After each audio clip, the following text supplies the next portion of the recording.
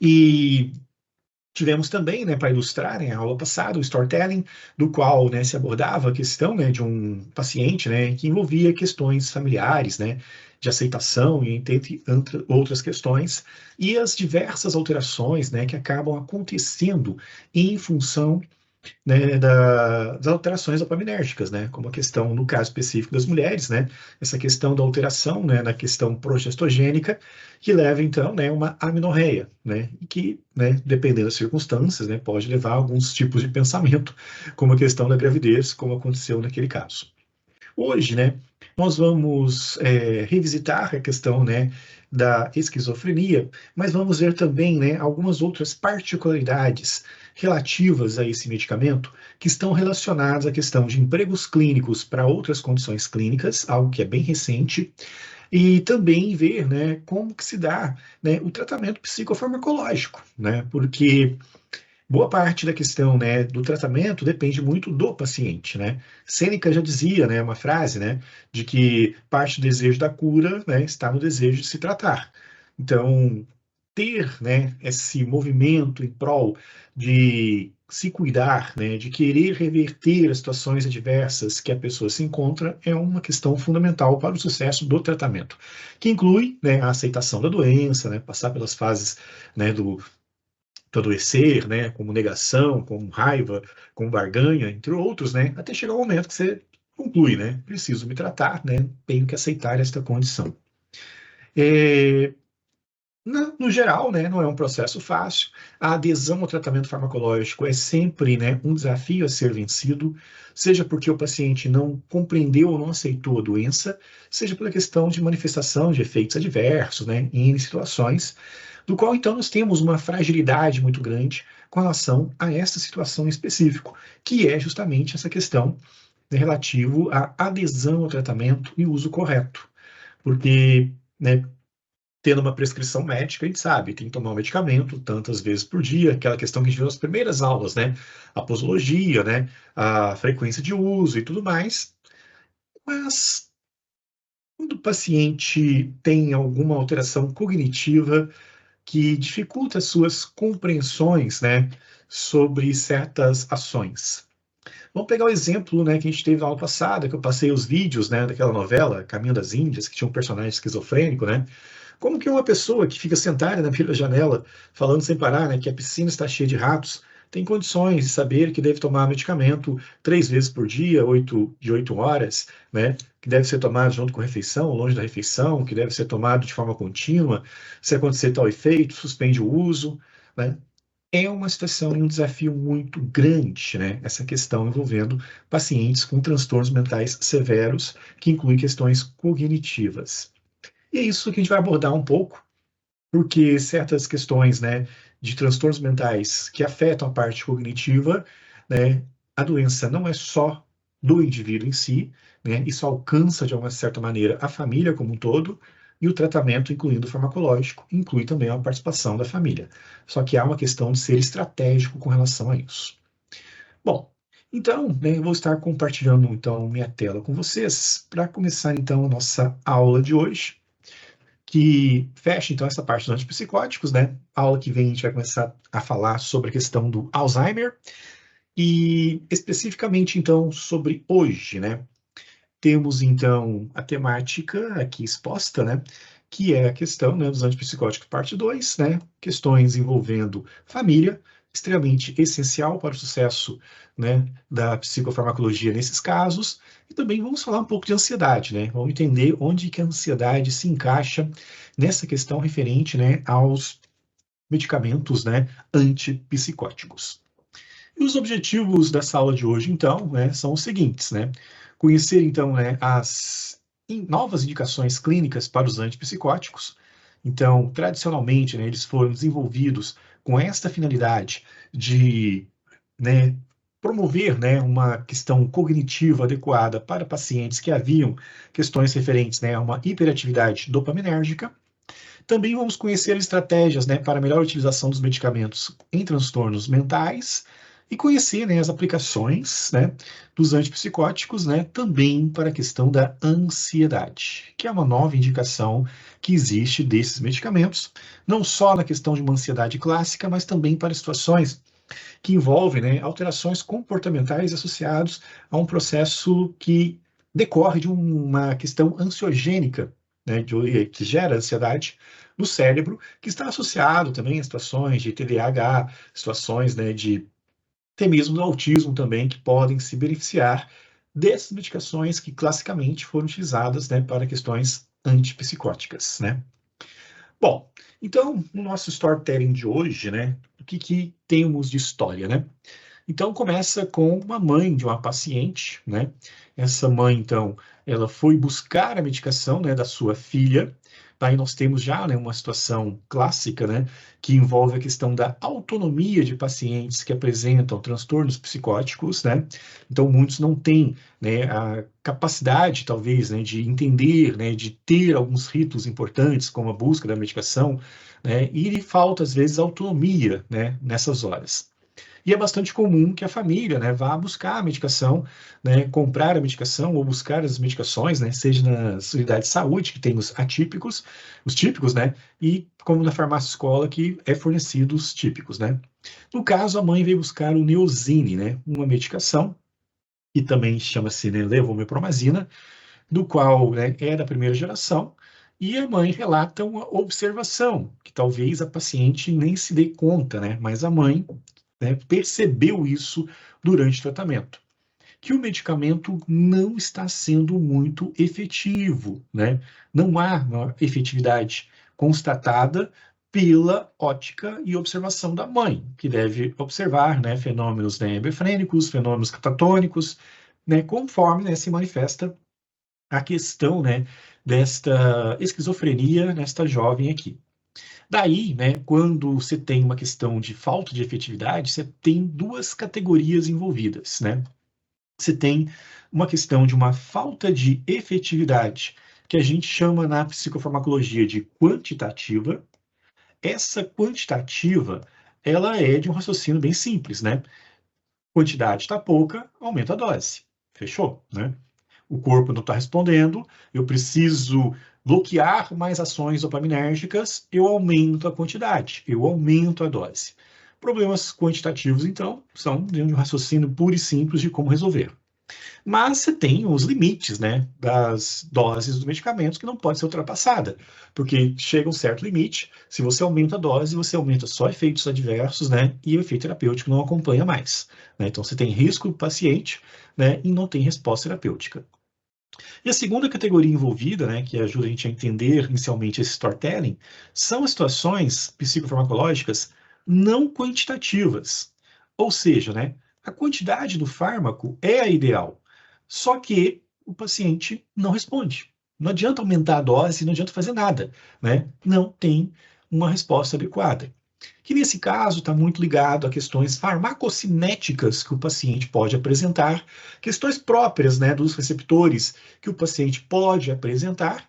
E nesse caso, né, a solução que nós temos na questão da esquizofrenia, como a gente viu no ano passado, né, é usar os fármacos de segunda geração, que apresentam metabolização hepática e mantêm, né, ação mais prolongada com a presença de metabólitos ativos, né? Não temos certeza ainda, né? Então, o único dado que a gente tem é que o medicamento não é efetivo. Existem, então, duas possibilidades em jogo, né, a ser analisada. Bom, daí então, né, ela continua o relato, né? Na noite passada ela ficou falando e gritando a noite toda, né, a noite inteira. Então, né, você vê uma catatonia, uma hiperfenia aqui. Está ficando meio violenta também, né? Então, né, chega a um ponto de ter um comportamento já, né, que é perigoso, né, e agressivo. Vem até me ameaçando de morte. Então a gente vê que realmente a coisa é bem mais séria, né? Então não é só realmente uma verbalização, mas também uma ameaça aqui presente. Teve um dia que ficou com uma faca em punho para me agredir. Então a gente vê realmente que, né, não está fazendo muito efeito essa medicação. Mas não pense que vou chamar a polícia para minha filha, né? Quer uma filha aqui, né? Será que não está fraca a medicação? Então, é uma situação onde uma mãe tem uma filha Essa filha apresenta, então, um quadro de esquizofrenia, diagnosticado, está sendo medicalizada, né? Mas mesmo com o uso da medicação, não está tendo resposta efetiva, né? O que a gente vê aqui são distúrbios, claramente, né? De uma situação, né, até grave, e a mãe fica numa situação complicada, porque foi até mesmo ameaçada de morte, mas, né, não quer que venha o carburão da polícia, né, leve a sua filha como se fosse uma criminosa, né, porque ela entende que a filha, na verdade, tem um transtorno mental. Mas, né, em uma visão de senso comum, né, ameaçou com faca, chama a polícia, né? Então, há um conflito nessa mãe de como conduzir a situação, né? E esse apelo para essa questão, né, de que a medicação não está surtindo efeito. Considerando, né, que nesse quadro, provavelmente a dose inicial já tem iniciado alta, porque ela já tem já um comportamento, assim, que já denota risco, que não piorou, provavelmente, de uma hora para outra, né? Há um forte indício que o problema dessa paciente é realmente não quantitativo, que ela seria uma forte candidata a usar as novas classes de medicamentos, né, como que a gente viu na aula passada, que tem até uma escala, né, que começa com risperidona, passando por olanzapina, chegando, né, passando também pela quetiapina, chegando até a ziprasidona, considerando sempre o estado clínico do paciente, porque algumas medicações têm alguns efeitos adversos bem, né, acentuados, como a questão da olanzapina e o aumento de peso, né? Então tem que fazer todo uma consideração, né, importante a respeito de todo a característica do paciente. E essa paciente, então, né, ela apresenta 26 anos, né? Tem estudos primários, né? Aqui tem um pequeno erro com relação ao nome dela, né? Na verdade, o nome dessa paciente é Tarsila, né? Que a gente vai usar, nome fictício, né? Então a gente vai usar uma Tarsila com uma associação com Tarso, né? Então é Tarsila o nome dela. 26 anos, estudos primários, né? E diagnosticado, então, com esquizofrenia. Então, Tarsila, né, é a nossa paciente de hoje no nosso storytelling.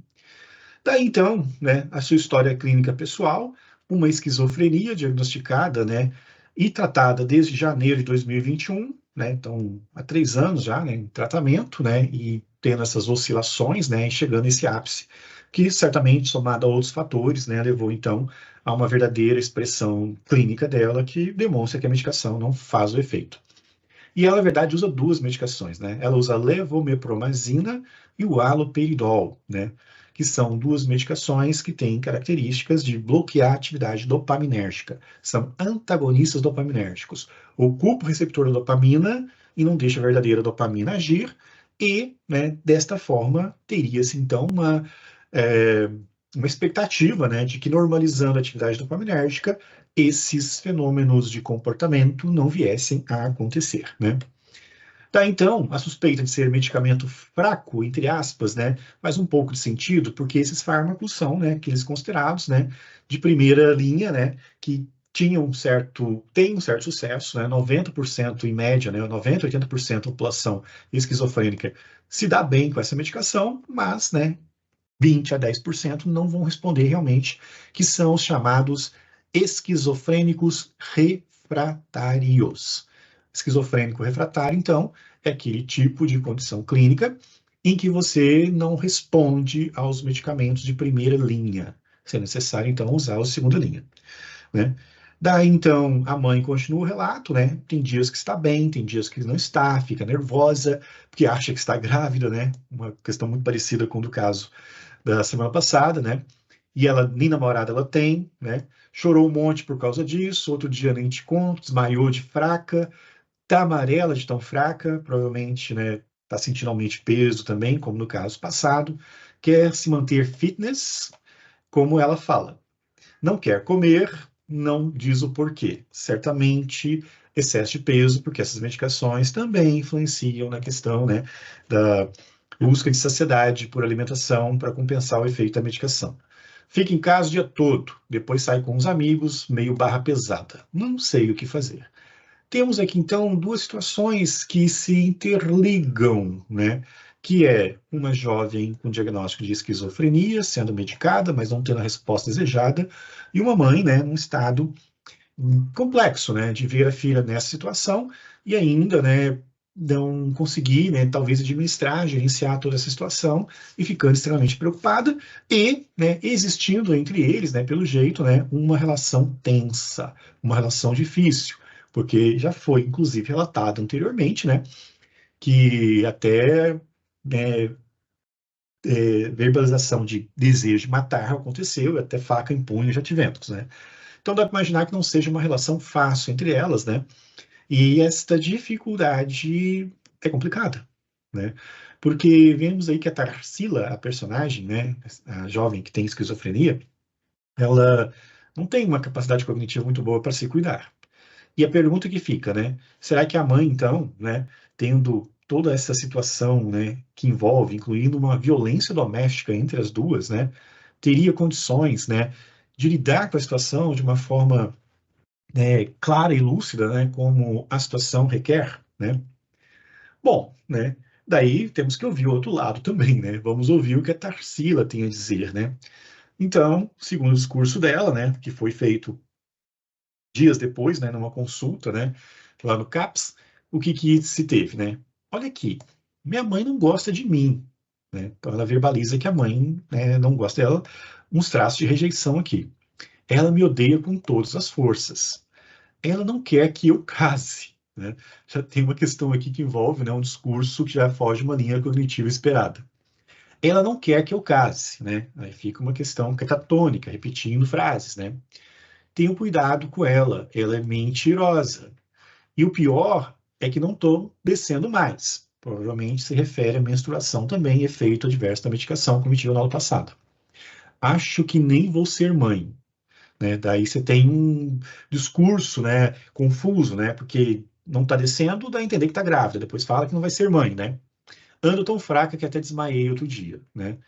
E ela não menciona a questão, talvez, de uma dificuldade de aceitação, autoestima com o corpo, em função, né, da medicação aumentar o peso, né? Então, nós temos aí, né, toda essa situação, né, e uma relação muito tensa que a gente observa entre mãe e filha, né? Daí, então, né, as medicações envolvidas, né, estão aqui, né, que estará presente na receita aqui que a mãe acompanha, né. Então, nós temos dois tipos de medicações, como a gente observou na aula passada, né. Temos os chamados típicos, né, também denominados de clássicos, onde nós temos a clorpromazina, né, uma medicação com boa eficácia também, né, mas, né, que não é muito útil para algumas situações, como, né, situações catatônicas, hebefrênicas e paranoides também, né? Então tem uma certa limitação para mais utilizado em casos mais leves, né? Temos aqui, né, a tirosina e a trifluoperazina, que praticamente estão fora de uso, porque outras medicações, né, sempre foram bem mais aceitas pelos pacientes, né? Como a questão da levomepromazina, né, e do haloperidol. Levomeprazina, né, tem, né, uma taxa de eficácia, né, muito significativa em termos, né, de evidências clínicas. O haloperidol tem uma outra vantagem, ele também é meio calmante, né? Então ele chega até a ser um pouco hipnótico, assim, né? Leva ao sono. E provavelmente foi uma das escolhas, né, pelo comportamento talvez agitado que a Tarsila apresentava, né?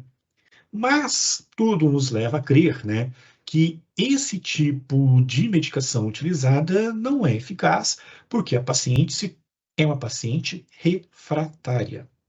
E nesses casos, o uso recai sobre os atípicos, né, aqueles 20% em média que são exceções, né? E aí então nós temos a clozapina, que é uma medicação que se destaca pela questão de exigir muito da função hepática, então ele é usado com cautela para quem tem problemas hepáticos, né? Temos a olanzapina, né, uma medicação, né, de boa aceitação para os refratários de uma forma geral, né? Porém, leva ao excesso de peso, que é uma limitação, porque alguns rejeitam isso.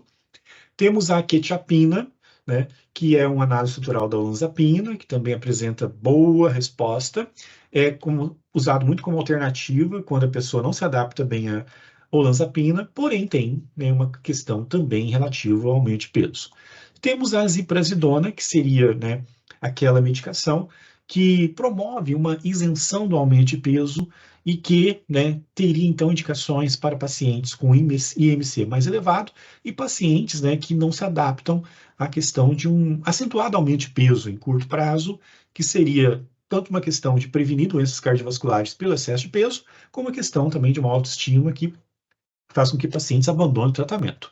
E temos também, né, a risperidona, né? Risperidona, que é uma medicação também que é geralmente de segunda escolha, né, em alguns casos, para esquizofrenia, desculpa, de primeira escolha, né? Do qual ela também tem respostas, né, muito interessantes e tem uma característica que aproxima dela, inclusive, do haloperidol, na questão de uma estabilização do humor, né? Por isso que acaba sendo usada em algumas situações de pacientes que apresentam uma certa rebeldia, né, vamos assim dizer. Mas que, né, não sendo a resposta, né, efetiva, né, tem que se trocar pelos demais, né, e, né, monitorar muito essa questão, né, desse comportamento né, de furor, né, de quase que violento que pode acometer alguns pacientes com esquizofrenia. Mas, geralmente, os demais, né, também levam, né, uma normalização que essas características, né, de alterações cognitivas acabam não se manifestando. Então, o que nós temos aqui, né, é que provavelmente, né, a Tarsila estava usando essas medicações durante a sua prescrição e precisa dessas medicações aqui, né? Bom, daí, né, na sequência, né, o que nós temos, né, que podemos também observar a respeito, né? Que, né, existe, né, toda uma condição, né, envolvendo, né, a questão dos neurotransmissores envolvidos. Então, desde a aula que a gente falou sobre ansiedade, nós falamos sobre essa questão, né, de neurotransmissores liberados, recaptação, participação, né, desde o GABA, passando pela questão, né, de adrenalina, norepinefrina, né, e também pela dopamina, né, além da serotonina, e que esses neurotransmissores, né, têm ações conjuntas e que, dependendo da região do cérebro, você vai ter, né, mais ação assim e outras ações de outra natureza e de outra grandeza, né? Então é assim que se funciona, né? Então nós temos aí então essas medicações, né, que são utilizadas e que no caso específico da esquizofrenia está relacionado a uma questão de redução da atividade dopaminérgica, né? Então, um bloqueio de atividade dopaminérgica que acontece, e por isso são chamados de fármacos antagonistas. É aquela chave que entra na fechadura e não abre a porta, né? E quem tem a chave verdadeira só fica observando e não pode fazer nada. Que seria, então, no caso, né, essa pessoa com a chave aberta que abre a verdadeira dopamina. Então, esse ato de você controlar a abertura da porta faz com que, né, não tendo excesso de atividade dopaminergica, você normalize, né, e tenha um comportamento esperado, né, dentro dos padrões que a gente considera, né, adequados, né. Daí, então, né, a paciente, então, usa, então, né, essas medicações aqui, que a gente já mencionou a respeito dela, né, que tem essa função, então, de reduzir a atividade dopaminérgica, e realmente, de fato, né, então, há uma forte possibilidade mesmo, né, e isso aí tem que ser considerado, de que era uma paciente refratária até pelo comportamento, né. Então, o levomepromazina e haloperidol, né, a gente pode observar que está aqui nessa classe, então, dos típicos, né, e ela, então, precisaria, então, dos atípicos. Bom, daí, então, né, temos que considerar, né, algumas questões importantes, né, porque essas medicações, né, foram exaustivamente utilizadas, né, e exaustivamente estudadas do ponto de vista clínico, né, de desfechos clínicos, né, a partir de estudos com grupo controle, comparado com placebo, comparado com outros tipos de medicamentos, né, e dos registros que foram apresentados, né, é, houve manifestação, né, de pacientes, né, no caso esquizofrênicos, e de familiares também, porque em algumas situações, né, o paciente talvez não consiga, né, verbalizar, né, e dizer realmente com uma fidelidade maior, né, o que está acontecendo, de que alguns efeitos, né, foram observados, né, de forma adicional, né? Efeitos como a questão da condução de impulsos nervosos, né? Que a gente viu inicialmente está muito ligado à questão, né, GABAérgica, né? Que seria então o alcance dos potenciais de ação, que também são mediados, né, pela questão dos demais neurotransmissores, né? Que conseguem fazer, né, com esse efeito ocorra. Então, né, não é só o GABA, né, que faz com que eu module a questão do alcance potencial de ação. Eu tenho situações, né, do qual dopamina, serotonina, entre outros neurotransmissores, também conseguem, né, manter a célula mais tempo polarizada. E estando mais tempo polarizada, né, eu consigo organizar meus pensamentos, consigo vencer a ansiedade, né? Então, né, esta é uma atribuição importante atual, né, que se atribui aos antipsicóticos de segunda geração, né, que são os chamados atípicos, né, que é geralmente ter, né, uma modulação dos potenciais de ação, levando a um efeito ansiolítico, muito semelhante que acontece com os benzodiazepínicos, porém, benzodiazepínico, né, você tem uma situação de não muito controle e de situações que envolvem, né, risco principalmente para idosos, né. Então, né, novos mecanismos passaram então a ser explorados, né, e entendidos, porque era necessário entender como que uma medicação que era usada para controlar o sistema límbico, medicações que eram usadas, né, para normalizar a atividade dopaminérgica, começava a fazer com que os pacientes tivessem uma redução de um estado de ansiedade, que apresentassem tranquilidade. E se seria possível estender isso para outras pessoas. Por que não, né? Que seria interessante também pessoas, né, que não fossem esquizofrênicas, que pudessem controlar seus comportamentos, suas ansiedades, em função, né, do uso dessas medicações. E foi então, né, buscar o entendimento nas regiões vizinhas do cérebro, porque a gente sabe, né, que os efeitos da esquizofrenia, né, se concentram muito na região, né, do lóbulo temporal, onde nós temos aqui, né, a questão principalmente do sistema límbico que está sendo afetado. Mas qual seria a relação, né, com a região onde nós temos, né, a questão ansiolítica e ansiogênica, né, mais intensa, que é no lóbulo frontal? Bom, então, né, foi feito vários estudos a respeito, né, e só lembrando, né, que no caso dos antipsicóticos, que classicamente eram usados, né, para a questão de reversão de quadros, né, de esquizofrenia, que sua atuação se dava, né, pelo sistema límbico, que tem ação sobre questões das emoções, né, e tem-se, né, a crença, né, de que os distúrbios nessa área, né, contribuem para a agitação, como a paciente apresentava, como a Tarsila ficava apresentando, né, de ter uma questão, assim, de muita, né, agitação, né, que se manifestava até em violência, né. E também, né, na região vizinha, né, nós temos a área, né, de compreensão auditiva, que, né, sendo hiperestimulado, como acontece na esquizofrenia, né, essa superatividade, levava então à questão, né, de confusões, né, e dificuldade de distinguir pensamento de fala, onde manifestava aquela questão clássica, né, de ouvir vozes, né.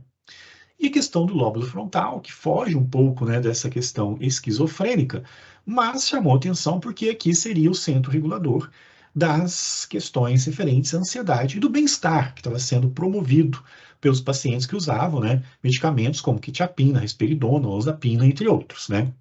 Então, é uma região crítica, né, para a resolução de problemas, ideias, né, e funções cognitivas, né, mas, né, não se compreendia muito bem, né, porque quando você tem, né, uma atividade, né, mais acentuada, né, menos acentuada no caso, né, você teria uma questão de estímulos, né, porque você não teria o controle.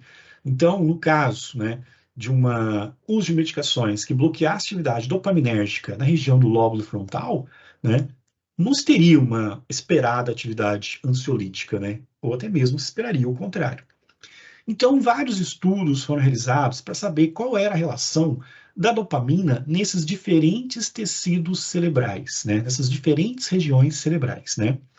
Sabe-se, então, que a hiperatividade da dopamina na região do sistema límbico, né, contribui, então, para a agitação e para a questão de comprometimento da compreensão auditiva, né? E no lóbulo frontal, né, você teria, então, uma questão, né, de uma ação que poderia ser a ansiolítica que estava acontecendo. Então, o que acontece, né? Vamos pensar na seguinte situação que está aqui no quadro, né, na parte direita aqui de vocês, né? Todos nós recebemos estímulos para a ansiedade. Todos nós estamos, a qualquer momento, propensos a receber, né, algum gatilho, algum estímulo, alguma situação que vai disparar, né, um processo de ansiedade em nós. E qual é a relação entre ansiedade e liberação de dopamina? Que tentaria responder essa questão. Por que que as pessoas estão tendo menos ansiedade usando antipsicóticos, né? Se a gente considerar, então, né, os estudos que foram feitos, né, a conclusão foi o seguinte. Você tem, então, o sistema límbico aqui, né, que está aqui representado, e você tem uma certa taxa de dopamina que está ali, de ação dopaminérgica, melhor dizendo, que está ali representado em verde, né? Daí, então, né, quando você tem estímulo para a sua ansiedade, há um aumento de atividade dopaminérgica. Isso para o esquizofrênico, que vai ser muito mais amplificado, obviamente, isso para pessoas que não apresentam esquizofrenia. Então, a ansiedade, ela é um disparador de dopamina na região do sistema límbico, né? Por quê? Porque a ansiedade tem a ver com proteção, inicialmente, né? A ansiedade, ela existe naquele sistema luta e fuga da fisiologia, que é para você, né, se safar de algum perigo, né? Só que nos tempos modernos, né, a gente não tem perigo evidente, a gente imagina perigo e fica ansioso. Mas, numa fisiologia normal, né, a dopamina nessa região, então, ela vai te deixar agitado para você conseguir fugir de um iminente perigo, né? Daí, então, né, essa região, nós consideramos ela como ansiogênica. Ela gera ansiedade, né? E também, né, em algumas outras situações clínicas, né, é uma região que, quando você tem um determinado estímulo, ela te leva a um processo de agitação, né? Nós temos casos de autismo, por exemplo, né, onde a criança é agitada muito em função dos estímulos que se recebe, que são neurodivergentes, né, que é diferente de um típico, por exemplo, do qual, né, seja o barulho, seja a luz, seja o que for, faz com que essa atividade dopaminérgica entre em alta atividade e a criança tenha comportamentos, né, que vão desde os desafiadores até os tipos de comportamentos próprios dos neurodivergentes, né. Daí, então, né, temos esse processo de ansiedade. E o que acontece no lóbulo frontal? No lóbulo frontal, né, o que vai acontecer é uma redução da atividade dopaminérgica. É o contrário nas duas regiões. Enquanto no sistema límbico um estímulo para a ansiedade aumenta a dopamina, na região do lóbulo frontal acontece o contrário. É uma região ansiolítica, né? Que se tiver mais dopamina, você fica calmo, né? Só que no estímulo para a ansiedade, onde você tem que fugir, você não pode ter, né, dentro de uma lógica da fisiologia que está em curso, né, essa atividade ansiolítica. Então, o que acontece, né? Acontece, então, da dopamina ser reduzida, né? Como a gente observa aqui, né? Então, um controla o outro. E a mensagem é: perigo. Se é perigo, aciona a dopamina onde é ansiogênico, reduz dopamina aonde é ansiolítico e vamos curtir a ansiedade, porque um perigo existe. E nós sabemos que atualmente, né, esse é um distúrbio que nós temos e que coisas imaginárias nossas, né, expectativas nossas levam a esse processo. Então, a ansiedade, como a gente viu no início, né, que tem a questão de alcance de potenciais de ação repetitivo, são mediados também por esse processo, onde você tem regiões do cérebro que estimulam a ansiedade e, no caso de você precisar da ansiedade, regiões que a dopamina, então, vai ser reduzida, porque lá ela tem uma ação ansiolítica, né? Então, esta é, né, a condição que chamou a atenção, porque começou, então, a sair pressupostos, né, para entender, então, como é que se funcionaria essa ação dos fármacos, né? Bom, tá, então, né, bloqueio ansiolítico, então, é esse fenômeno. Então, o que que se observou, né? Vamos pensar, então, em uma pessoa que está usando os fármacos atípicos que foram, né, relatados nos estudos clínicos, né, como medicamentos que causavam bem-estar quando eu estava ansioso, tipo clozapina, olanzapina e a própria risperidona, né? Vamos pegar o exemplo aqui da risperidona. Então, o paciente, né, ele está usando risperidona, né? E quando ele usa a risperidona, que é um antagonista, o que acontece no sistema límbico, né? Como a gente pode observar aqui, né? Temos aqui uma hiperatividade, porque ele é esquizofrênico. Risperidona é antagonista dopaminérgico na região do sistema límbico. E o que que vai acontecer então, né? Vai reduzir a atividade dopaminérgica, né? Vou ter aqui uma redução da atividade dopaminérgica porque eu estou bloqueando a atividade de dopamina, né? Eu sou um antagonista dopaminérgico, bloqueio. Resolve o problema da esquizofrenia, ótimo, né? Mas o que acontece? Eu tenho, né, uma resposta lá no lóbulo frontal, porque eles agem de forma antagônica. Então, o que acontece? Quando eu reduzo a ação dopaminérgica no sistema límbico, o que acontece no lóbulo frontal? Né? Ele vai fazer o contrário, porque ele sempre faz o contrário. Ele aumenta a concentração. E quando eu aumento a concentração, eu passo a ter o quê? Um efeito ansiolítico. Então, o entendimento da indicação dos medicamentos atípicos, antipsicóticos, originalmente atribuídos, né, para a questão da esquizofrenia, começou a ter também, né, um entendimento que eles também seriam úteis para a ansiedade, por esse fenômeno envolvido. Uma redução da atividade dopaminérgica no sistema límbico, que gerava um reflexo no lóbulo frontal de estímulo à produção de dopamina, e aí sim, então, uma atividade ansiolítica. Só lembrando que, né, a risperidona ela não vai agir aqui nessa região. Ela não tem afinidade por esses receptores dopaminérgicos que são um pouco diferentes. O que ela vai agir é no seu local próprio, o sistema límbico, né, que está aqui, o sistema límbico, e a redução nessa região gera um reflexo no lóbulo frontal que faz com que a dopamina aqui aumente, né? Então, este foi, né, a questão atribuída, e, inclusive, né, se entendeu um pouco do sucesso desses medicamentos, né? Porque além deles normalizar a questão cognitiva, eles estabilizavam o humor dos esquizofrênicos. Então, seria uma medicação muito útil para a Tarsila, né, do storytelling de hoje, porque ela é muito agitada, né? Ela chega até a querer matar a mãe dela, né? O haloperidol não faz isso. Neosine lá, que é a levomepromazina, não faz isso. Os atípicos conseguem fazer uma ação intensa na região do sistema límbico que reflete no lóbulo frontal. Ações contrárias, né? Eu abaixo um, obrigo o outro a aumentar. Então foi assim, né, que se chegou à conclusão que esses medicamentos poderiam ser usados. Em outras situações também, né? Como você tem a questão da agitação, né? Algumas situações, né, que envolve pessoas do TEA, transtorno espectro autista, acabaram se beneficiando também. Por quê? Mesma situação. Você, né, reduz a questão da agitação, né, porque você está normalizando a atividade dopaminérgica, que não é um caso de exceção, de excesso, porque o TEA não tem relação com dopamina, tá? Deixar bem claro isso, mas você reduz, né, uma atividade dopaminérgica numa região do cérebro que obriga a região do lobo frontal a aumentar. Então, você reduz uma atividade onde está ligada à agitação, a criança não é esquizofrênica, mas você reduz, e a agitação dela, que tem uma outra ordem, que não é por causa da esquizofrenia, começa a ser normalizada e a criança também se acalma também, né? Então, por isso é que se usa essas medicações para outras condições clínicas que não só esquizofrenia. O que gerou, na verdade, né, algumas situações inusitadas, né, porque esses medicamentos classicamente sempre foram associados à esquizofrenia.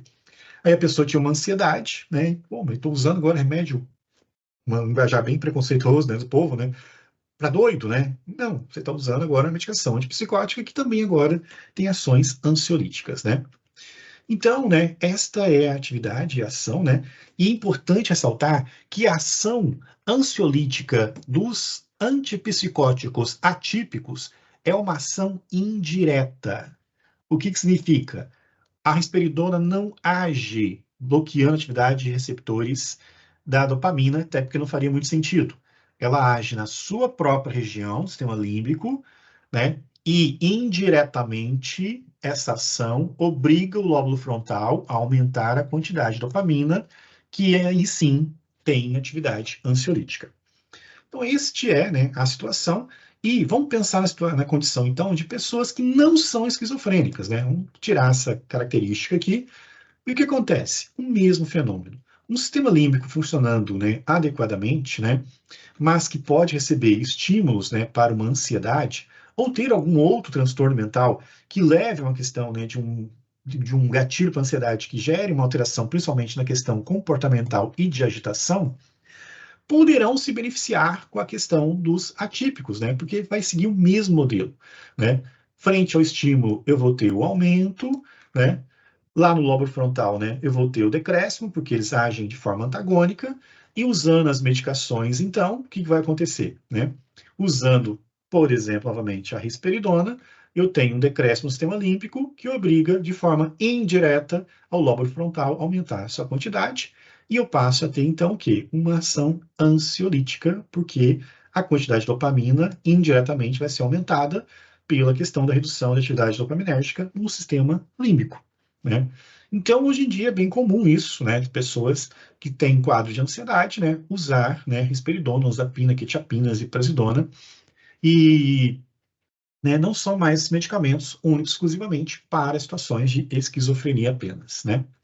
Lembrando novamente que a ação é indireta, não é uma ação direta, tá, gente?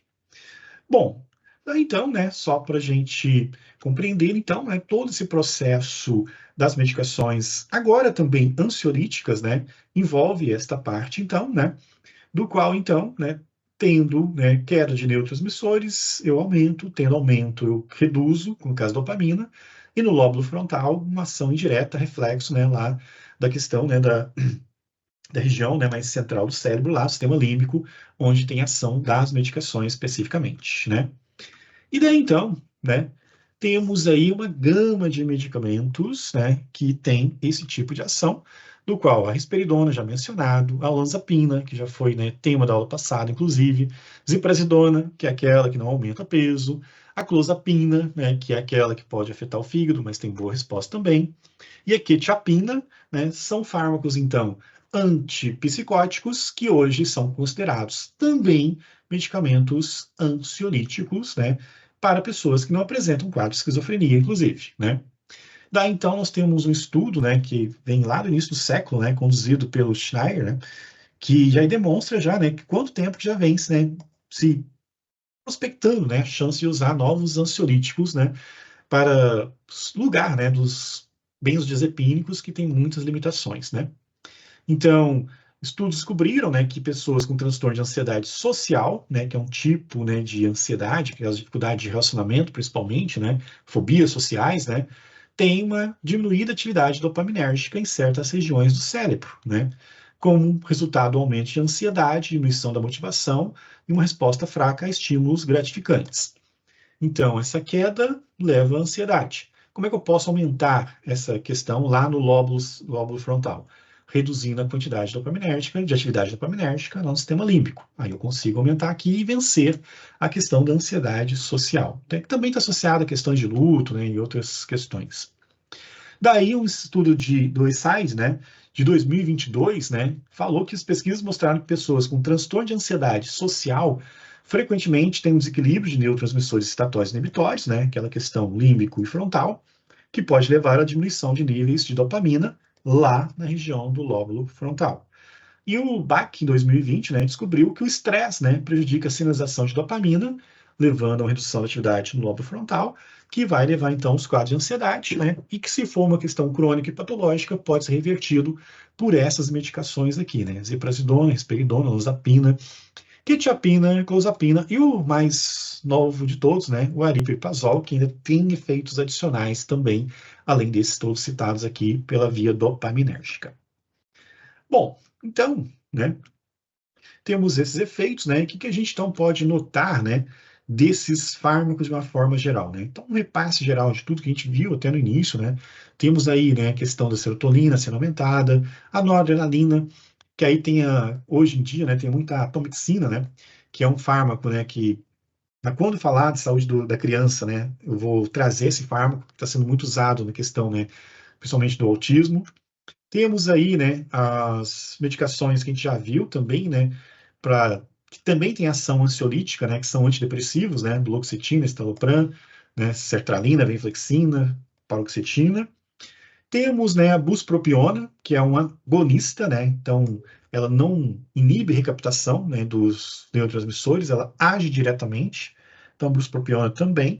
Temos a questão dopaminérgica, né, daí a questão, né, da olanzapina, quetiapina, ziprasidona e risperidona, e consegue, então, né, fazer, então, que, né, a atividade D2, que está no cérebro, na região frontal, né, seja aumentada, né, e na região, né, do sistema límbico, que é D1, que a gente chama receptor D1, acaba sendo bloqueada. Aquela história toda que eu mostrei, né, do reflexo que tem de uma ação em relação à outra, né.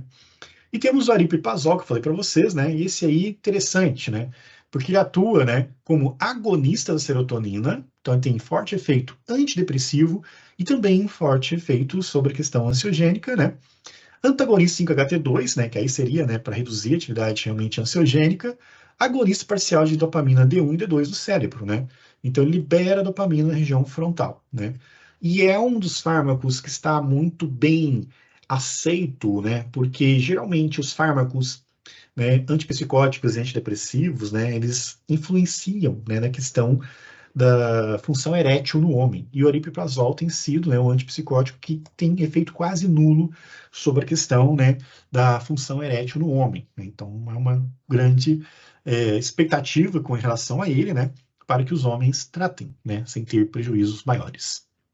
Então, né, estamos em situações como um todo, né? E aí, então, essas medicações, obviamente, né, elas precisam ter respaldo, né, clínico para o seu uso.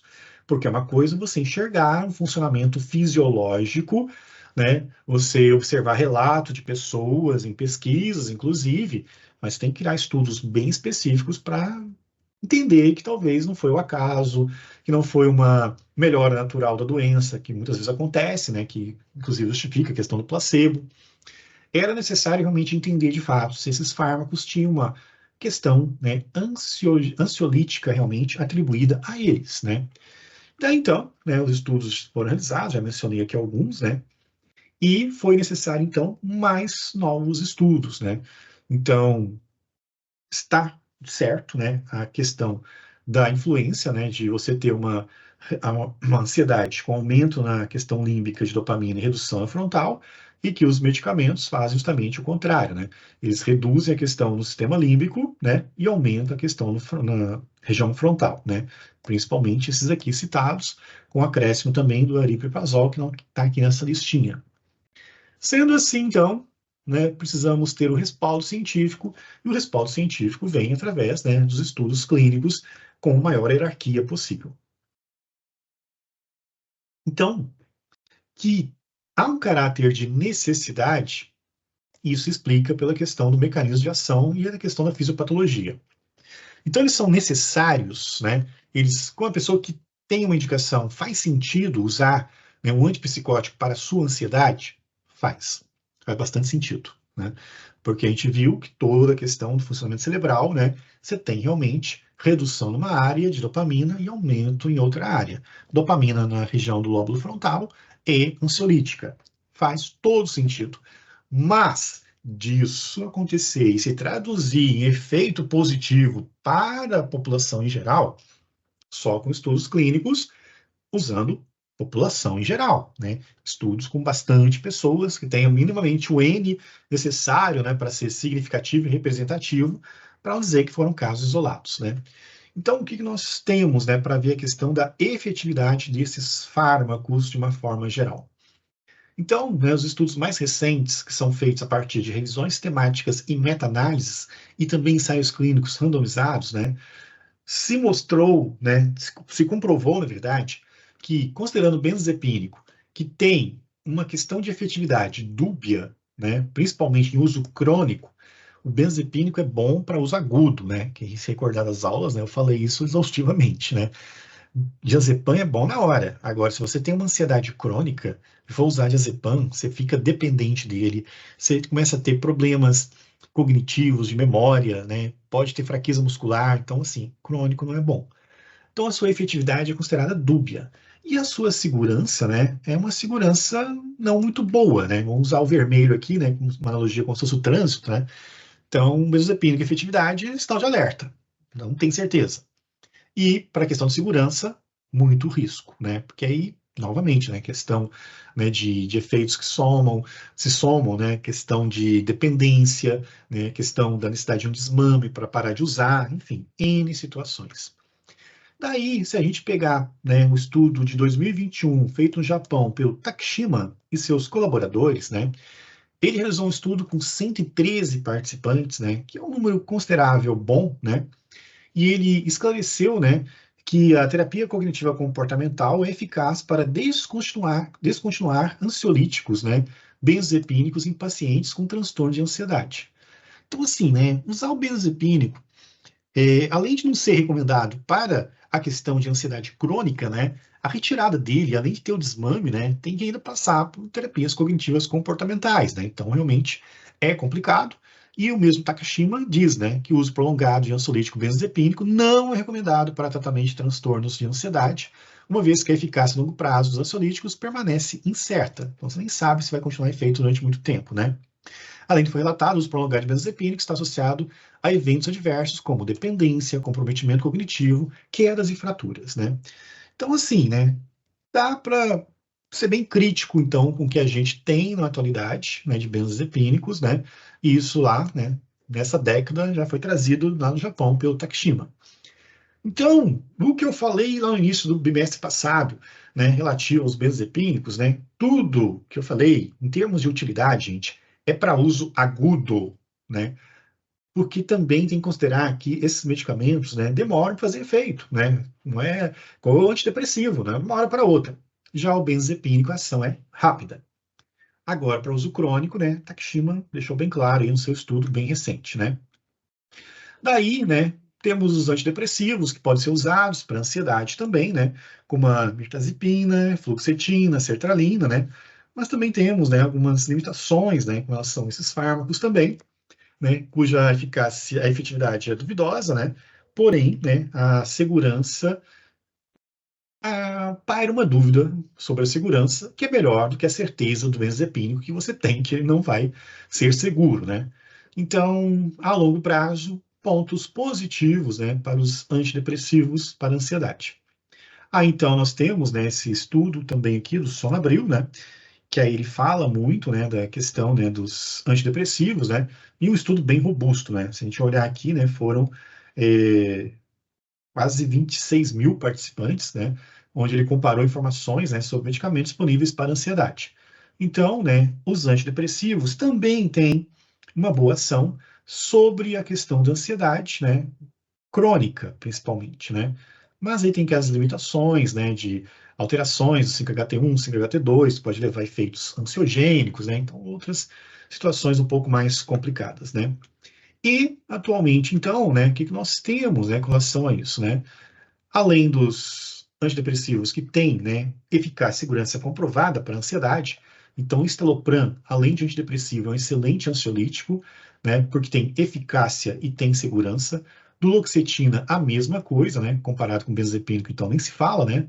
Temos aí as possibilidades, né, de se ter, então, outras alternativas, né, como, por exemplo, dos antipsicóticos atípicos, né, do qual, então, principalmente o aripiprazol, clozapina, quetiapina, olanzapina, risperidona e ziprasidona também estão sendo indicados para situações de ansiedade específicas, como ansiedade pós-luto, ansiedade pós-trauma, né, situações, né, que geram um trauma para a pessoa, e também ansiedade ligada à questão social, né, que aí tem a ver um pouco com luto, que a pessoa tem dificuldade de se ressocializar e tal, né. Então, abre-se uma possibilidade, né? Ainda é cedo para dizer, né? A questão, né, de eficácia totalmente comprovada, mas a segurança também, né? Você tem uma questão superior aos benzodiazepínicos, né? Fato é que está sendo prescrito, está sendo bem aceito, mas tem sempre as suas limitações, né? E isso aí, né? O Ken, lá de Taiwan, né? Ele fez um estudo para transtorno de ansiedade generalizada, né? O TAG, com quase 14 mil pacientes, né? E aí, então, né, o que, que se observou, né, com relação a esse estudo aí bem robusto, com bastante pessoas envolvidas, né? Foi um estudo, então, que mostrou, né, que, né, fármacos, né, como olanzapina, risperidona, ziprasidona, quetiapina, clozapina e aripiprazol, né, são bem mais indicados que os benzodiazepínicos para a questão da ansiedade. Então, né, são bem promissores, né, para alguns desfechos mais específicos, né, como ansiedade social, que eu comentei anteriormente, são praticamente hoje de primeira escolha, né, e tem sim o seu respaldo. Então, não são mais medicamentos, como diziam, né, os antigos, né, para louco, né, um linguajar bem preconceituoso, capacitista, digo de passagem, né, mas, né, hoje eles são também medicamentos usados para ansiedade.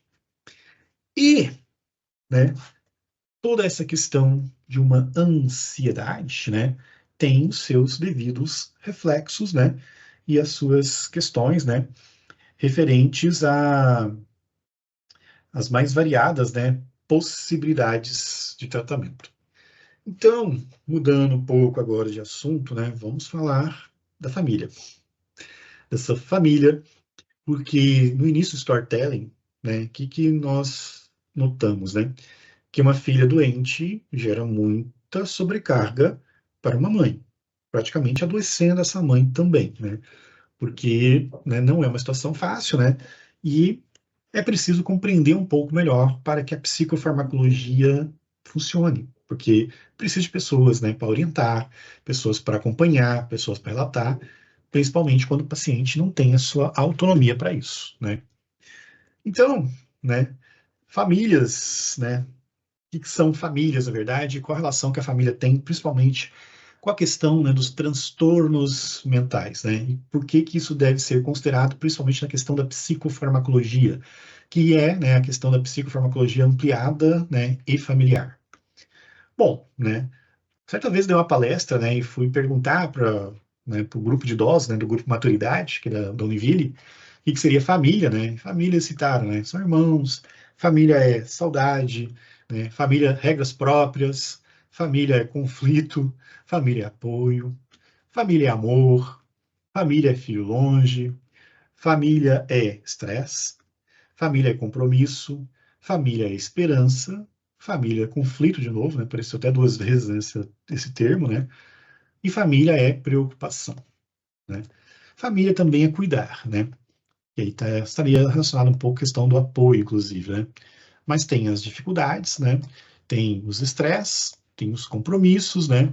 Tem, né, a questão de esperança. E um recorte rápido que foi feito aí desse storytelling, né, que envolve duas pessoas, uma mesma família, né? A gente vê, né, uma tentativa de um apoio. Nós vemos, né, a questão do estresse que a mãe passa, o estresse que a Tarsila passa, um compromisso da mãe, né, de querer cuidar da filha, buscando a medicação, externando sua preocupação, a esperança, né, pensando que talvez mudar a dose da medicação resolva, conflitos que aparecem, né, que aí é acentuado pela condição clínica da Tarsila, e preocupação muito expressa pela questão da mãe também. Então, assim, não tem como não dissociar a questão, né, de família e transtornos mentais e tratamento psicofarmacológico especificamente, né? Então, a família, né, tem essas características todas, né, envolvidas, né? E a questão da psicofarmacologia, né, gera e requer, né, uma reflexão por causa dos impactos, né, na família e na recuperação. Porque uma família um pouco mais, não digo tão estruturada, mas coesa em algumas ações, garante uma boa recuperação do paciente. Uma família desestruturada adoece mais um paciente, que pode ser um diabético, inclusive, tá? Mas em termos de saúde mental, a coisa é muito mais complexa ainda, né? Então, quando se trata a questão do medicamento, né, e a questão da participação da família, problemas relacionados aos medicamentos podem se tornar mais comuns. Inclusive, na aula passada, né, quando o storytelling foi daquela outra jovem também, acontecia, né, a situação dela querer tentar suicídio com os próprios medicamentos, né, o que requeria, então, que, né, a família ficasse vigilante com relação à medicação e o mais correto naquela situação toda foi deixar a medicação aos cuidados do CAPS para que fosse administrada ao paciente, né, que frequentava esse local. Também nos vimos, né, nos vídeos, né, que foi passado na novela, né, que tinha a história do Tarso, né, a dificuldade que uma mãe tinha para aceitar, a dificuldade que uma namorada tinha para lidar com a situação, né, entre outras circunstâncias também, né. Então era bem complicado, né, e sedar um filho não é uma boa coisa, como a gente viu, né, no trecho da novela, né, também, né, deixar medicamento disponível com uma pessoa que está numa crise e com ideação suicida também é complicado. A questão da adesão, né? Então, se a família não aceita, fica muito difícil de um paciente aderir a um tratamento. Se ele não tem apoio, fica muito difícil de ter adesão ao tratamento, a uma psicofarmacologia necessária, né? Se a família atribui a questões, né, de outras ordens, como até mesmo religiosas, né, porque tem associação, né, ouvivós, acho que é coisa sobrenatural, você tem também algumas complicações relativas a isso, né? Então a família tem que estar muito consciente, ciente e participativa e aceitar, né? Coisa também que a gente viu nos vídeos lá que era difícil, né? Os atores, né, interpretavam muito bem essa questão de não aceitar a doença. O paciente sozinho, né, que é uma complicação, que aí entra uma questão de uma rede de apoio, né, que chama-se ecomapa, por exemplo. Um paciente que não tem, né, uma questão de um apoio familiar por N situações, né, ele precisa encontrar na comunidade quem pode dar esse apoio e o profissional de saúde tem que ajudar nele, né, nessa situação para ele, né. Responsabilidade pelo cuidado do paciente, né. Da mesma forma que você tem situações onde a família não aceita a condição clínica, né, que vai influenciar problemas com a medicação, com dificuldade de adesão, né, nós temos também, né, famílias que às vezes assumem o papel de um cuidador sem ter o devido preparo ou ser a pessoa mais indicada para essa situação, né? Então, né, a situação dos cuidadores informais, né, é uma preocupação muito grande que você tem hoje em dia, porque você cuida de um e adoece outro. Porque a grande pergunta que fica é quem cuida do cuidador, né? Quando na aula que vem, quando a gente for estudar Alzheimer, isso fica mais evidente, né? Porque o Alzheimer acontece uma fase da vida onde, né, os pais, os filhos, na verdade se inverte, né? São os filhos que vão cuidar dos pais, né? E geralmente, como acontece numa fase bem avançada da vida, né, os filhos estão numa fase, talvez, né, laboral, né, de ciclo de vida, que tem as suas preocupações e tem que começar a cuidar dos pais, né? E aí gera toda uma questão conflituosa com relação a isso, que adoece a família que foi dos filhos, que adoece aquele que assume a questão de querer cuidar dos pais, né? Um conflito deste com a sua família formada e assim por diante, né? Então, há preocupações em relação a isso. E o contexto familiar e social, né, tem que ser considerado nessas situações. Então, essa mãe que vai procurar a medicação, né, na verdade, ela está pedindo ajuda também, né? Ela precisa de ajuda também. Daí, então, né, num ponto de vista acadêmico, né, e científico, né, passei ali umas definições de família, que foi só uma experiência que eu tive, que eu achei interessante, mas se a gente olhar do ponto de vista acadêmico e na sua interface com a psicofarmacologia, família, né, segundo Falseto Fernandes, né, e o Articol, né, família é uma rede de apoio, né, o local onde você tem o apoio necessário, né, para lidar com adversidades, né, para a resolução de problemas, incluindo de saúde, que pode acelerar o tratamento, tornando-o menos dispendioso e dificultoso, ou complicar a terapêutica ou ser fator de adoecimento. Também recordando um pouco da aula passada, né, a gente via assim que a mãe do Tarso, né, naquele recorte da novela, ela mais contribuía para adoecer o filho do que cuidar do filho, né? Então era uma situação complicada. Entretanto, a namorada, né, já era uma rede de apoio importante, porque ela enfrentava as dificuldades, né, e tentava entender e buscar suporte, né, sendo que tinha um recorte lá que mostrei, né, que ela conversa com um médico, um psiquiatra a respeito, né, da situação do Tarso, né. Então, a rede de apoio familiar é fundamental. Família nem sempre é quem está debaixo do seu teto, né? Pode estar alguém distante ou pode ser alguém, nem que seja, né, de um fator consanguíneo, né? Pode ser pessoas próximas que acabam sendo a família. Então, o envolvimento da família, né, está ligado, então, às dificuldades ou não cumprimento de orientações terapêuticas, muito importante na questão de doenças crônicas, incluindo as doenças os transtornos mentais, as doenças agudas frequentes também, as psicossomáticas, né, as psiquiátricas e transtornos mentais, né, que merecem ter um destaque, o quanto que a família é importante, né, e as dificuldades familiares, né, têm que ser trabalhadas também para que tenha o suporte necessário. Então, quando a gente fala de transtorno mental, e quando a gente fala da psicofarmacologia em si, né, é, o envolvimento da família, não só na psicofarmacologia, mas no terapêutico como um todo, é essencial, né? Porque o paciente com transtorno mental, né, muitas vezes ele não tem nem noção dos problemas que ele enfrenta, precisa de um suporte, precisa de uma rede de apoio mais intensa, né, para que o tratamento flua. E a aceitação já não é nem só do paciente, né, passa a ser de uma família inteira, né, que precisa, né, estar bem ciente dessas situações, né? Então, na família sempre vai surgir o papel do cuidador. No storytelling de hoje, né, é a mãe, aparentemente, que é a cuidadora, né? E O cuidador, segundo Kersh, né, em 2003, né, ele define como a pessoa que chama para si a incumbência de realizar as tarefas a quais o doente lesado pelo episódio mórbido não tem capacidade, né?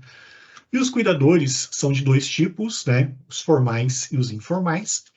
Também no recorte da novela da aula passada, né? Dá para ver que a família rica, né? Você pode contratar pessoas, né? Agora, as famílias que não têm, né, uma condição socioeconômica tão favorável, vai ter uma dificuldade maior e geralmente, né, é um familiar que acaba assumindo, né, esta incumbência e esta função e essa atividade, né? Que é o caso da mãe da Tarsila, aparentemente, né? E os informais são, obviamente, né, a grande maioria nesse cenário. Então, né, os profissionais de saúde, incluindo os psicólogos, né, tem que ter a ciência que não dá para esperar muito, né, desses informais, né, e que os cuidados sejam executados corretamente, porque vai desde negação da doença, passando por uma questão, né, de formação, obviamente, né, entre outras situações, onde o apoio do profissional se torna fundamental, não só para o paciente, mas para a família também, né, que envolve orientação, treinamento, acompanhamento, supervisão, né, e esclarecimento de dúvidas também, né? E quando se trata da questão farmacológica, psicofarmacológica, obviamente, né, que são pautas que devem entrar para o entendimento, né, da família também, até para monitorar alguns efeitos, eventos, né, e entender alguns fenômenos, né, como a questão de estar grávida ou não estar grávida, né? E também o suporte emocional, né? Então, a pergunta que sempre se faz, né? Quem é que cuida do cuidador, né? O cuidador está cuidando. Quem é que cuida daquela mãe sobrecarregada que tem uma filha esquizofrênica, né? Que aparentemente estão sozinhas, né? Então, há de se pensar nisso também, né? Então, família é esse grande desafio, né? Existem uns métodos, né? Que eu tive a oportunidade, inclusive, de aprender quando eu fiz a minha residência multiprofissional, que é a questão de usar, né, ferramentas gráficas, né, para compreender a família em termos de estratégia de abordagem da família. Eu fiz a minha residência multiprofissional em saúde da família, né, lá em Florianópolis, né, na unidade de saúde do Saco Grande, e era uma equipe composta, né, de assistente social, médicos, enfermeiros, né, e psicólogos também. E nas abordagens, né, as famílias em situação de vulnerabilidade, a gente usava duas ferramentas, né, para traçar os planos de como a gente faria a melhor abordagem, né, porque tinha muitas famílias na região do Saco Grande de vulnerabilidade, né, das mais diversas ordens. E o que a gente usava e montava muito era o genograma. Esse genograma, que eu até mencionei, certamente vocês vão aprender ao longo do curso de vocês, né, é uma ferramenta, então, que existe para reconstruir família no papel, né? Ou seja, né, mostrar, né, os papéis envolvidos na família e explorar padrões de enfermidades e relações das gerações atuais com as anteriores. Então, é uma forma de você ver, ao longo minimamente de 3 gerações, como se dá a dinâmica de relações entre as famílias, né? E se trata, então, de uma representação gráfica da família, né, com essas relações que se estabelecem. E ele é muito simples de fazer, né? Ele lembra muito, né, o heredograma da genética, né, onde você então, né, faz, né, a junção, né, do quadrado que seria o homem, círculo com as mulheres, os filhos, né, que são gerados a partir desta união. Se tiver outras uniões, ok. Algumas particularidades, né, como a questão de gêmeos, né, filho adotivo, representado aqui com uma questão tracejada, né, a questão do homem, questão da mulher, os falecidos, né, ganham, né, um traço transversal, né, e principalmente as relações. Dois traços, né, representa relações muito fortes, pessoas que se dão bem, pessoas que têm, né, dentro de um ciclo familiar, né, uma ajuda mútua muito importante, né. Daí, né, se tem o traço mais separado, são relações fortes, né? As mais próximas seriam as relações muito fortes. A questão do zigue-zague, né? Seria relações conflituosas, né? E tracinhos, relações distantes. Um corte aqui seria uma separação e, né, uma representação toda tracejada, pessoas que convivem no mesmo lugar.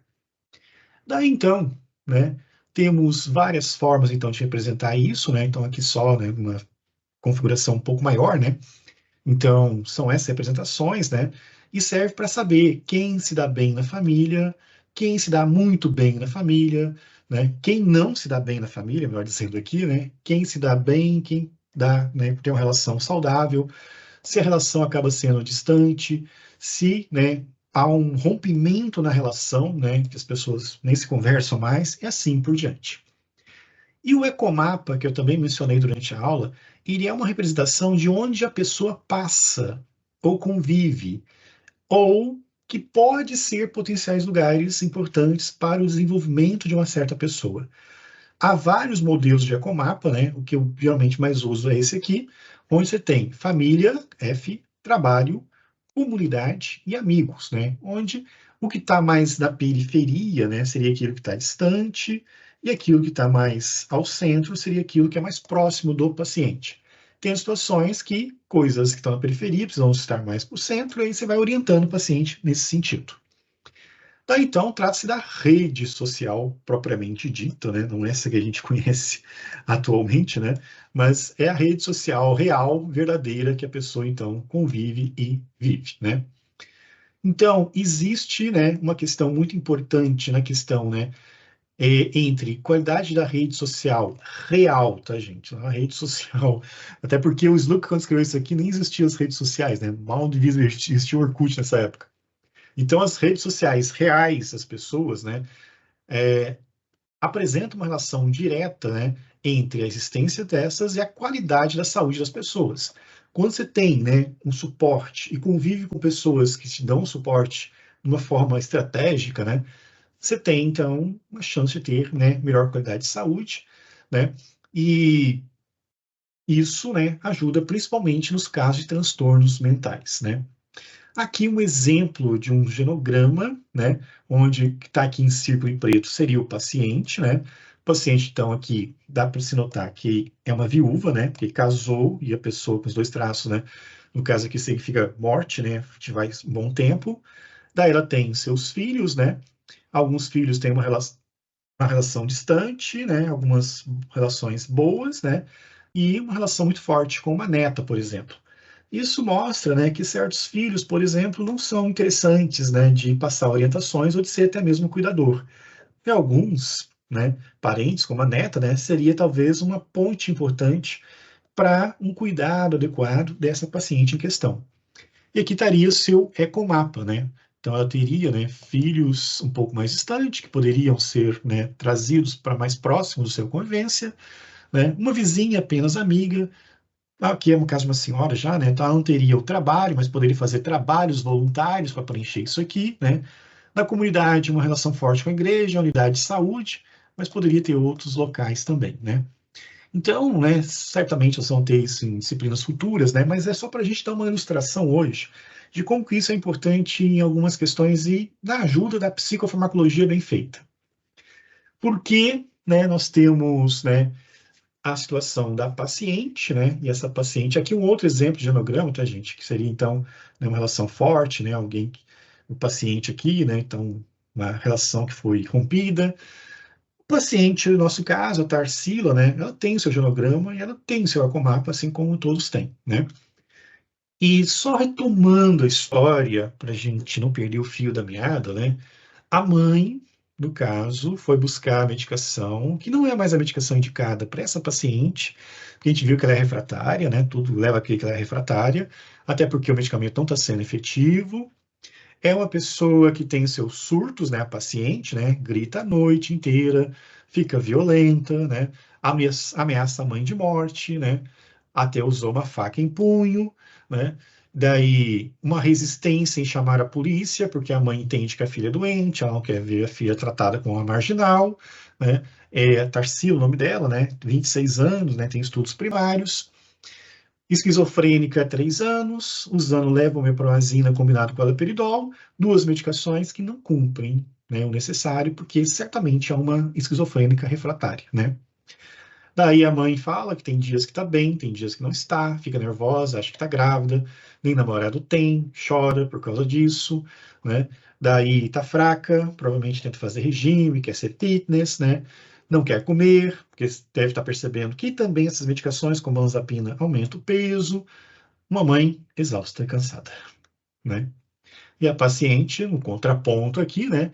fica falando, né? Olha, minha mãe não gosta de mim, ela me odeia com todas as forças, ela não quer que eu case, ela não quer que eu case, fica repetindo frases, né? É mentirosa, uma relação difícil. Então a pergunta que fica é: será que essa mãe tem condições? E será que a família é só isso também, né? E será que a mãe vai conseguir conduzir a situação tendo uma relação tão conflituosa com a filha, né? E a mãe, tendo toda essa dificuldade, né, teve crise de ansiedade, né, ficou muito ansiosa. Daí, então, o médico prescreveu para ela risperidona, e aí, então, ela achou estranho, né, porque olhou na internet, olhou na bula, né, e esse remédio seria para esquizofrenia. Será que ela pensou, será que eu também sou esquizofrênica? Aqui já temos uma situação, né, para esclarecer que a risperidona também agora é um ansiolítico, né? Vimos isso, né, em toda a parte que a gente tratou da questão da medicação, né? Então não é só mais um antipsicótico, também hoje também é um ansiolítico também. Então a mãe deveria ser orientada com relação a isso para não ficar alimentando, né, ideias equivocadas, né? Então aqui seria o genograma, então, né, com nomes fictícios aqui, tá, gente? Da paciente, né? Então ela está aqui, ó, Tarsila, né, Maria, a esquizofrênica. Daí então o que acontece, né? Nesse caso específico aqui, né? Ela tem a sua mãe, que é a Ana Fletz, né? Que foi casada com o Guilherme da Silva, que é o pai da Tarsila. A Ana tem uma relação muito difícil com o Guilherme, como a gente pode ver aqui na representação do genograma, né? O zigue-zague é relação conflituosa. E, né, a grande questão que envolve a Tarsila é o fato que, desde pequena, né, quando houve a separação, da mãe boicotar a convivência da Tarsila com o pai, pelo ressentimento que ela tinha em relação ao término do casamento. Isso fez com que a Tarsila tivesse uma relação não intensa, mas uma relação com o pai, né, que não foi intensa por causa da dificuldade de convívio, e uma relação muito difícil com a mãe, por causa dessa situação de boicotar o convívio com o pai, né? Daí, né, esta Ana, ela conheceu, né, um Carlos José, né? E desse relacionamento nasceu Cibele, que é meia-irmã da Tarsila. Essa meia-irmã tem uma boa relação com a irmã Tarsila, né? Então elas são, né, amigas, vamos assim dizer, né? E a Cibele tem uma relação muito forte com a mãe Ana, né? Até porque ela foi abandonada, né? E a relação aqui é uma relação distante, né? Eles não têm mais contato, a não ser a questão de ter filho. E não há boicote na convivência. E nesse caso a Tarsila fica muito brava, né? E consequentemente depois, né, teve a situação de esquizofrenia. A situação que nós temos é essa, né? Um núcleo familiar que agora se, né, constitui de mãe e filha, onde a relação é difícil entre as duas. Tarsila tem transtornos psicóticos, né? Tem esquizofrenia. Gostaria de conviver com o pai, mas a mãe não aceita. Tem uma irmã que já não mora com elas, né? Mora em outro local, né? E que ela mantém uma boa relação e essa Cibele também tem relação com a mãe. Qual que é a importância, né, de se compreender, então, né, isso para N questões, né, mais especificamente hoje aqui falando de psicofarmacologia, né? Quem é que deveria ser a cuidadora, ou a mediadora, ou a pessoa que o psicólogo teria que conversar inicialmente, né? Ou fazer uma reunião de família com a mãe ou com a Cibele, né? Quem, né, conseguiria chegar mais próximo da Tarsila para fazer os devidos cuidados, orientações e ser realmente uma fonte de apoio, mesmo não morando junto? A mãe ou a Cibele, entende?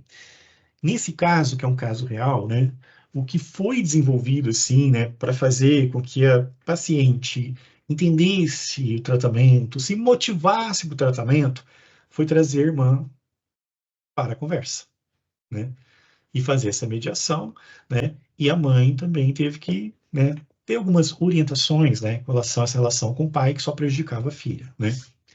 Então, né, em termos de orientação sobre a medicação, sobre a questão do risco das medicações, sobre a questão, né, de um risco de suicídio, porque a Tarsila também tentou suicídio, então a medicação ficava com a Cibele, então ali na casa da Cibele, conversava com ela, né, a Cibele gostava da irmã, apesar das dificuldades, a Cibele protegia a mãe, passou a proteger a mãe, em função, né, dos surtos que a Tarsila tinha, então, isso aí foi, né, a grande sacada que se teve de que, né, toda orientação e supervisão farmacológica, psicofarmacológica, tinha que ser com a Cibele, né? E, além disso, tem, né, a questão do ecomapa, né, que aí teria que ter aqui um outro alvo, né, que é a questão de proximidades, né? Então, da questão da família, né, que no caso seria a irmã, né, de ter errado aqui. Então, a irmã é uma questão que tem que ser trazida próxima. A mãe, pela dificuldade, né, mantém-se na periferia, mas resolvendo os problemas, ela poderia vir para cá também, né? Tarsila não trabalha, né, não tem condições de trabalhar, né? Então, seria uma questão, talvez, de sei lá, uma coisa voluntária. É, na comunidade, Tarsila não tem convívio nenhum, mas ela poderia, sim, frequentar o CAPS, né? Então, CAPS seria uma opção para ela ter um local diferente, né, para poder frequentar, que seja terapêutico também. Daí seria conversar com a Sibeli, não com a mãe, né? Conversa com a tua irmã, tenta ver, né, a possibilidade dela frequentar algum lugar numa comunidade. No caso, seria o CAPS. O diálogo entre mãe e Tarsila seria muito conflituoso, difícil e talvez não seria útil. Amizades, né? Também é um círculo social muito restrito, né? Do qual, então, talvez no CAPS, né, conseguiria, então, desenvolver algumas amizades, né, ou talvez mesmo estando compensada, conseguiria, então, abrir seu ciclo de amizades. Mas, assim, tudo isso só será possível se ela se tratar psicofarmacologicamente falando. Então, né, para que as informações cheguem e ela tenha melhor aproveitamento, né, tem que saber com quem fala, né? Até porque a mãe, na verdade, é a cuidadora, né, está precisando de tratamento também, precisa de apoio também, né? E essa sobrecarga, né, geraria muitas dificuldades para ela, né? Então, né, essa questão de genograma e ecomapa, aqui, né, numa versão mais ampliada, né, então a gente pode ver, né, que aqui então estaria a mãe, né, a mãe então tendo essa situação mal resolvida com o pai da Tarsila, gera conflito com a Tarsila, que seria a paciente, né, então toda uma situação de ter uma comunicação muito truncada entre elas, né, e a existência, né, de alguém que poderia então cumprir esse papel, né, de agregação, até porque se dá muito bem, né, com as duas pessoas aqui envolvidas, né. Então essa seria então, né, as questões envolvidas, né, e aqui a mesma coisa do Ecomapa, né, como eu falei, né, principalmente na questão da comunidade, né, então espaço para frequentar o CAPS, né, ou outros locais, né, que seria então, né, as estratégias, né, então não adianta chegar para a Tarsila e falar da medicação para ela, e tá bem difícil de falar com a mãe também, né, e a mãe precisa de cuidado também, né, então essas seriam as questões envolvidas, né. Então, né, parte teórica é essa, só quero conseguir compartilhar com vocês, deixa eu só sair aqui rapidão, a questão de alguns exercícios que eu acho que eu deixei, então, no ambiente virtual, né, então só vou comentar os exercícios com vocês, que aí, então, né, a gente avança para o final da aula. Então, só peço aqui um tempo para eu acessar aqui, e também tem a chamada também, né, então, deixa eu só abrir aqui certinho, deve verificar certinho se postei o exercício para vocês.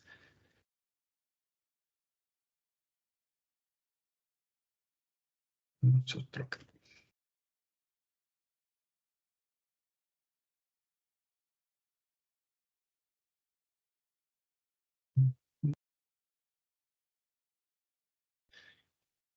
Então, gente, só digitar a senha aqui de novo correta. Então, a psicofarmacologia, então, ela requer, então, ela precisa, né, de todas essas questões, né, que devem ser consideradas e ser vista, né, de uma visão ampliada, né, e estratégica, né? Então, não é só saber, né, o que está acontecendo, né, internamente, né, das pessoas, né, mas ter também, né, todo esse cuidado necessário, né, para que as informações fluam adequadamente, né, que a coisa aconteça da melhor forma possível, né?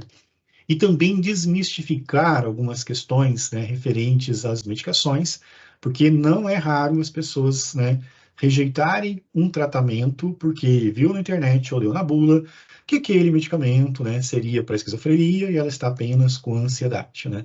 Hoje, então, está muito claro esta questão, né, de que você tem, né, também as indicações, né, dessas medicações para ansiedade também.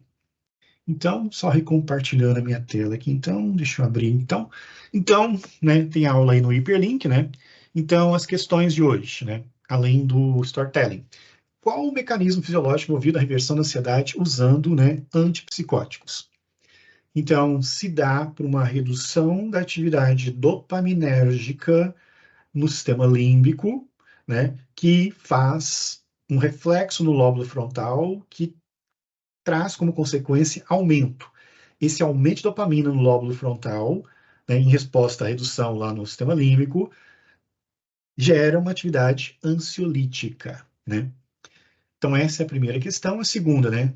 Se os antipsicóticos, né, usados em esquizofrenia têm função de reduzir a atividade dopaminérgica, como eles conseguem ter ação ansiolítica? Justamente por esse mecanismo, né? Porque quando a gente pensa apenas no mecanismo, né, reduzir a atividade dopaminérgica no lóbulo frontal levaria à ansiedade. Só que esses medicamentos não atuam no lóbulo frontal, eles atuam no sistema límbico. O reflexo que gerado da redução no sistema límbico leva ao aumento por aquele mecanismo compensatório que eu falei em sala de aula, né? Isso já responde à questão 3. É uma ação indireta.